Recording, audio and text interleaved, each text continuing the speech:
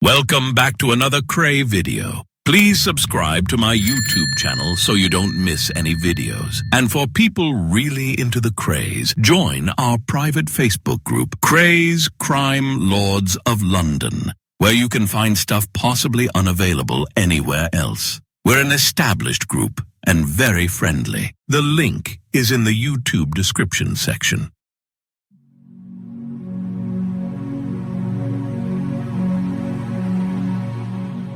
By the 25th of May, it was all over. It had taken 2 trials, lasting 63 days, plus the huge costs of the investigation, the protection of the witnesses and the jury, hundreds of policemen, and some of the best legal brains in the country, just to put a handful of villains behind bars. 2 of them, me and Reg, for at least 30 years. And others, like Ian Barry, who had never killed anyone, for the best part of their active lives. What Melford Stevenson did was inhuman, and I am not the only person to think so. Shortly after the trial, Professor Leon Radzinwich, Britain's leading authority at that time on long-term prison sentences, wrote in the Sunday Times, "Society owes long-term prisoners something more than death in small doses." And Lord Soper, the Methodist leader, said, 30 years is more horrible than hanging. The procedure of putting the Krays away and allowing them to rot is a more horrible fate than the quickness of a rope. He added, long-term prison sentences are an admission of failure. There has to be a ray of hope left for every man, whatever he has done. Una Paddle of the Prison Reform Trust said, it was the high emotion surrounding the Kray case that led to such harsh sentences.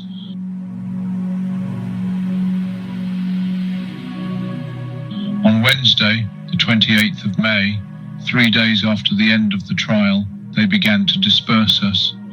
They sent us to prisons around the country because Reed thought it was vital for security reasons that we were split up. Me and Charlie went to Durham but were separated the moment we got there. Reg went to Parkhurst, Freddie Foreman went to Leicester, Connie Whitehead went to Hull, and so on.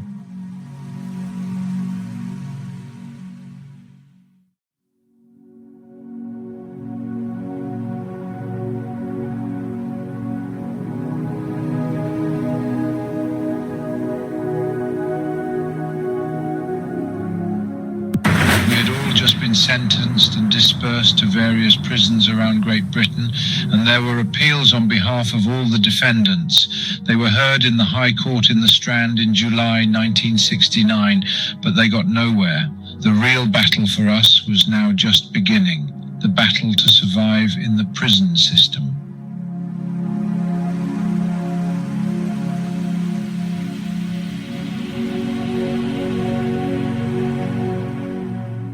The police were happy. They had finally put away the Kray twins. As Nipper Reed said, the moment the verdicts were announced at the original trial, I didn't look up. I was afraid that people would see the tears in my eyes. But was it just Reed and the police who brought us down? Not according to a book called The Evil Firm, The Rise and Fall of the Brothers Kray, which was published shortly after the end of the trial. It was written by 3 Daily Mirror journalists, Brian McConnell, Tom Tullett and Edward Vale. This was not a pro-Kray book, it was very anti-us. But the book shows that me and Reg were sunk not just by the traitors in our own firm, but also by the Inland Revenue, who had been called in by someone close to the top of the Labour government of the day. That someone was probably the Home Secretary, James Callaghan, who was later to become Prime Minister. Questions had been asked about us in the House of Commons, and the government was sensitive about suggestions that the police could not control us.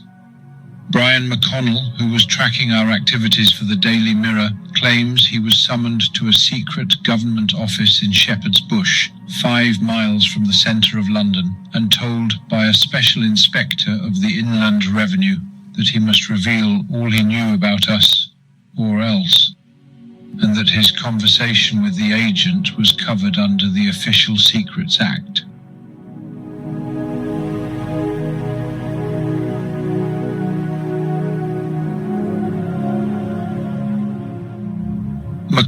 wrote in his book, "The Krays toiled at various activities, but they did not spin their coins to the satisfaction of HM government. It did not need a crystal ball to see they were under some sort of surveillance." He also spoke of the many kinds of investigators engaged on the matters Kray. "I believe there is clear evidence that there was a massive conspiracy over many years and involving many government departments which had the sole aim of bringing us down. At our trial, there were accusations in the press of government and police persecution and corruption. One newspaper spoke of an arch-conspirator, a gross perverter of justice with a criminal soul, standing in such a strong position that even the courts are putty in his hands.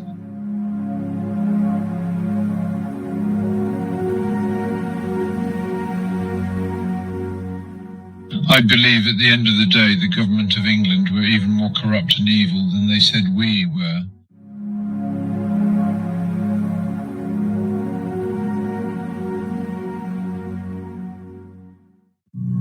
Thank you for watching. If you enjoyed the video, please join our Facebook group. It's called Krays Crime Lords of London. We're a friendly moderated group with over 1,000 Kray and other celebrated gangster videos available for view. There's also thousands of images in the photos sections. The link for the group is in the YouTube description section.